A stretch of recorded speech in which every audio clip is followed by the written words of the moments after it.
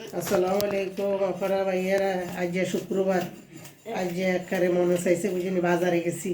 বাজারে যাই সাইজ কি সুন্দর সুন্দর হল্লা মাছ সকল মানুষে বেচে একবারে বুঝিনি লইছি হল্লা মাছ কতক্ষণ আনি হন কুটতাম বসি এখন কুড়িয়ের এগুন আজ যা বাজি করুন রান্না করতাম না, এগুন বাজি করি খামো আজ যা এগুন দি বাচ্চা একবারে এগুন লইছি 200-300 টাকা দি কতক্ষণ এইগুন বালা মাছ, এগুলো ওষুধি মাছ বুঝছেন নি।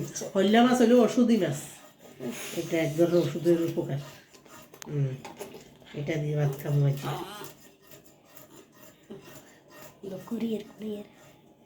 পাগা হয়েছেন না একটা বড্ডা বড্ডা আছে, বড্ডা বড্ডা এগুলোর ভিতরে ডিম হয়েছে। এই মাছ খুব স্বাদের মাছ, এগুলা খুব স্বাদ মাছ। একটা রোজার দিন কিছু ভালো লাগে না, চাই যা হল্লা মাছ দিয়ে একবারে ডাঁড়ে সেদিকে ভাত খাবো।